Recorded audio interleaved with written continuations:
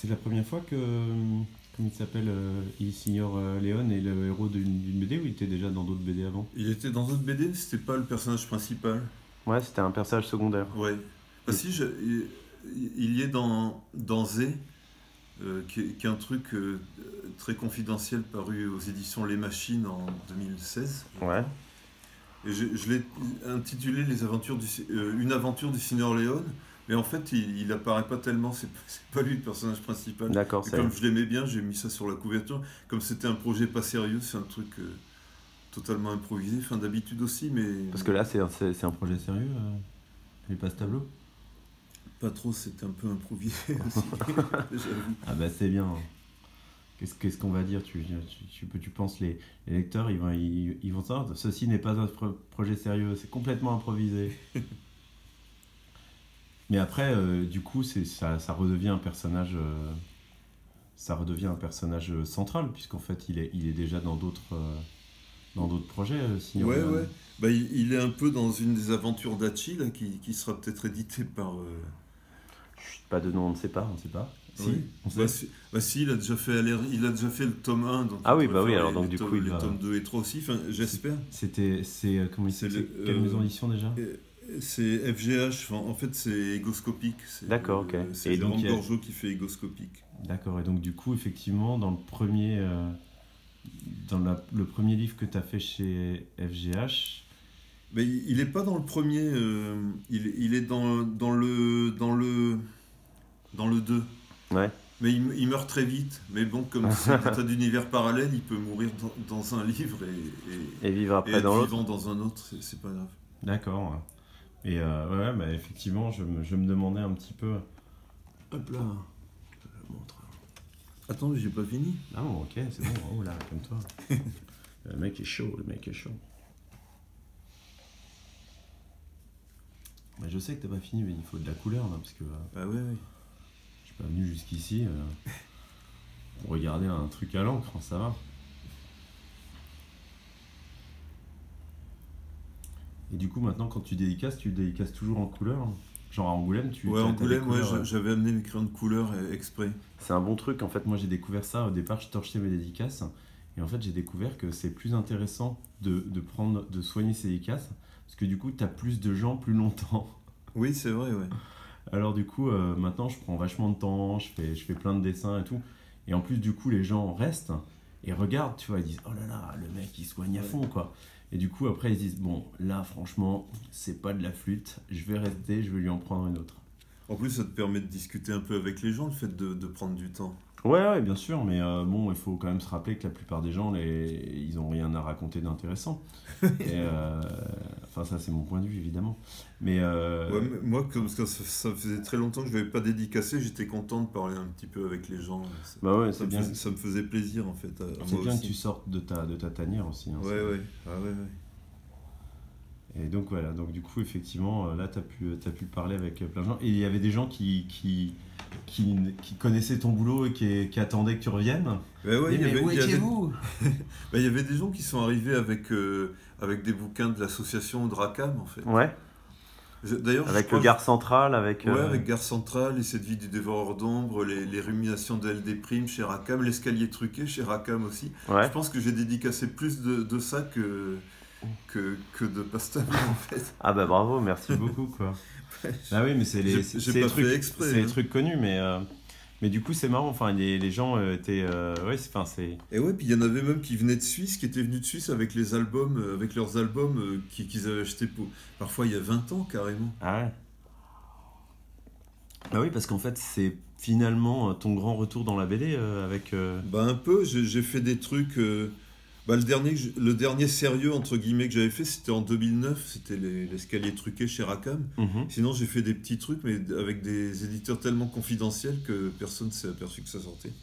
Ah ouais, mais... D'ailleurs, ce que j'ai fait aux éditions Les Machines, il vaut mieux que personne se soit aperçu que ça sortait. Parce que moi, ça m'a aidé parce que c'était la première fois depuis longtemps que je faisais un truc, Ouais. mais j'avais complètement perdu la main, puis je pensais plus à faire de la BD à un moment. Bon, alors, Donc ça m'a n'achetez aidé. surtout pas ce livre qui l'a sauvé, qui l'a remis à la BD. C'est pas très sympa. Non, mais je sais pas, j'ai des amis qui m'ont dit que c'était vachement bien, que c'était même mieux que d'autres trucs.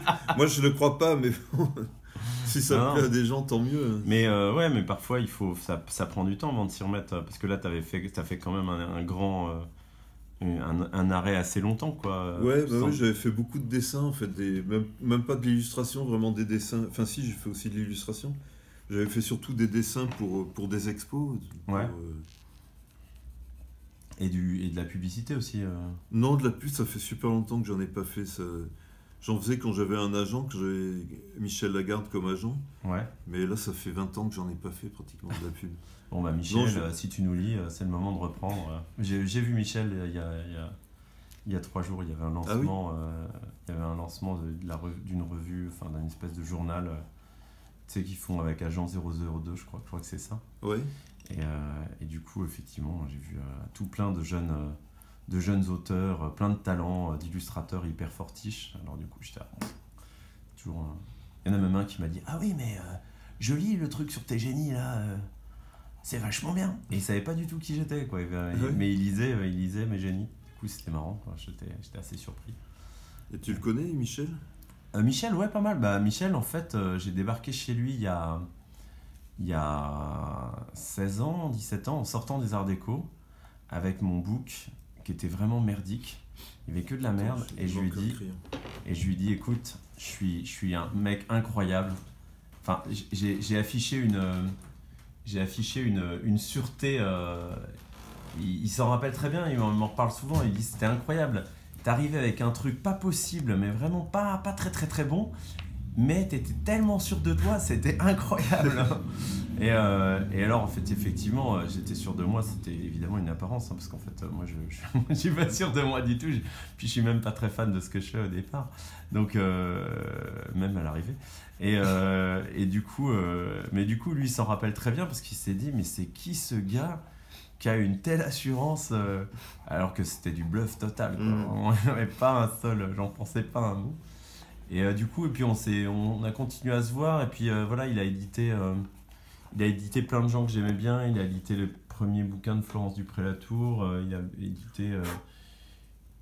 édité quoi, enfin plein de trucs qui étaient vraiment super. Puis malheureusement, il a un peu arrêté la maison d'édition parce qu'il s'est aperçu que c'était quand même un truc, c'est quand même un truc où il y avait surtout de l'argent à perdre. Mais on s'est toujours gardé, enfin pas perdu de vue, tu vois. On a même partagé des stands quand il avait encore sa maison d'édition. Et du coup, voilà. Donc, du coup, ouais, je le vois régulièrement. Puis il y a beaucoup des auteurs qui représentent, qui sont des copains. Donc, du coup, Ah oui. ça fait qu'effectivement, on se retrouve. Mais c'est très régulier. Et puis là, on est voisins aussi. J'habite vraiment pas très très loin de la galerie, qui est la galerie 1310. Je sais plus où il est maintenant. J'ai même été reçu chez lui une fois il y a très très longtemps, je me rappelle de ça. Il avait des trucs incroyables parce qu'il y a des trucs de collection folles. Il partage des choses vachement bien sur les réseaux. Et il avait des trucs, je crois qu'il avait un Gus Boffin, enfin il avait des merveilles totales. Hein. Ça m'étonne pas de lui. Et je t'avouerais que j'étais un petit peu genre waouh. Mais là il m'a parlé d'un type qui est mort récemment, qui est paraît-il un génie du graphisme. Et il m'a dit, il y a un livre qu'il faut absolument acheter qui s'appelle l'ABC du métier. Alors j'ai tout de suite acheté l'ABC du métier, qui est un truc, paraît-il, de graphisme. Alors j'ai oublié le nom du gars, mais bon. C'est Massin, non? Oui, c'est Massin. Massin, c'est ça. Et moi, je sais pas du tout qui c'est, Massin. Mais apparemment, c'est une superstar, quoi. Donc voilà, donc j'attends de voir ce truc de l'ABC du métier, mais je dois avouer qu'en ce moment, alors que je suis supposé être en décroissance, car c'est mon truc, j'arrête pas d'acheter des bouquins. Du coup, quelques bouquins de collection, tu vois, des trucs genre comme il s'appelle, tous les bouquins de Ronald Searle, là, je suis en train de faire une espèce de chasse au Ronald Searle, tout ce que je peux trouver, je l'achète. Et j'ai tort parce que tout n'est pas bien. Mais j'adore Ronald Searle, donc voilà. Et donc celui-là, donc du coup j'ai une pile de livres à lire que je ne lis pas. Mais voilà, j'imagine que c'est un peu une espèce de, comment dire, posture, de posture de collectionneur. Mais je sais pas si je vais assez loin. Tu veux mettre tout ça sur Facebook? Ouais, je pense que je vais publier ça plutôt sur YouTube, ce qui permet après de le repartager. Je faisais ça beaucoup quand je publiais encore beaucoup. Mais je faisais ça un peu à l'arrache et de façon floue. Je pense que là, c'est moins flou, moins à l'arrache. Puis surtout, c'est toi qui bosses, donc du coup, je bouge pas trop. Et, et voilà. Puis non, c'est un peu l'idée d'en profiter pour parler un peu du livre, pour montrer un peu l'auteur. Et donc là, c'est... Il vaut mieux montrer le livre que l'auteur quand même. Ah, c'est vrai que le livre est beau, mais l'auteur est magnifique. Donc vas-y, montre-moi le dessin et le livre. Alors le dessin, c'est ça, voilà. Et le livre, c'est donc les passe-tableaux. Et voilà. Et alors, est-ce qu'on montre la version qu'on n'a pas gardée? Ah oui, ouais, on montrera. Attends. Voilà, les passe-tableaux qui racontent l'histoire de Il Signor... pourquoi je veux l'appeler Il Signor Ganti aussi à cause de... Et le Signor Léon qui part à la recherche de sa fille. Alors donc voilà, ça c'était la version initiale qu'on n'a pas gardée, donc qui était découpée. Et en fait on l'a reçue, on n'était pas content parce que c'était un peu découpé n'importe comment. Et en plus il y avait un petit problème, c'est que la main, enfin le personnage en fait de Lila, qui est la fille de Il Signor Léon, qui est une mandragore en plus. Qui est une mandragore. C'est très bizarre, hein, leurs relations familiales ne sont pas très claires. En fait, on devait pas voir son sexe, et là ça fait vraiment très violeur, avec la main qui arrive dessus. Et du coup, on n'était pas du tout content. On n'était pas du tout content de la découpe. On n'était pas du tout content de l'endroit où ça arrivait. Pourtant, on avait bien fait les calculs. Donc, du coup, on a refusé le bouquin. Et voilà. C'est bien, là, t'es bien. Je vais la reprendre en photo derrière. Ça sera très bien. Et voilà, du coup, en fait, finalement, quand on a vu la découpe, on a dit qu'on préférait pas.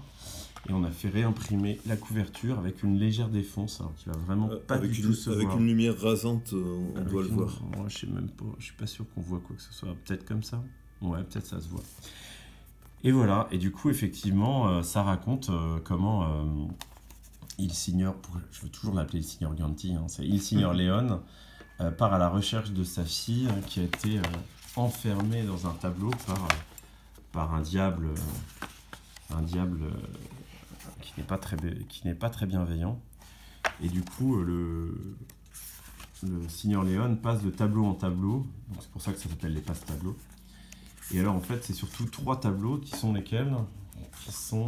Il y a le cauchemar de Fuseli. Voilà, qu'on connaît bien, que tu as réinterprété. C'est assez marrant d'ailleurs de voir les tableaux réinterprétés par rapport au tableau originel. Donc du coup, il part avec les personnages, il se balade sur le fameux cheval. Donc ça, c'est le tableau Fuseli. Après, il y a quoi d'autre?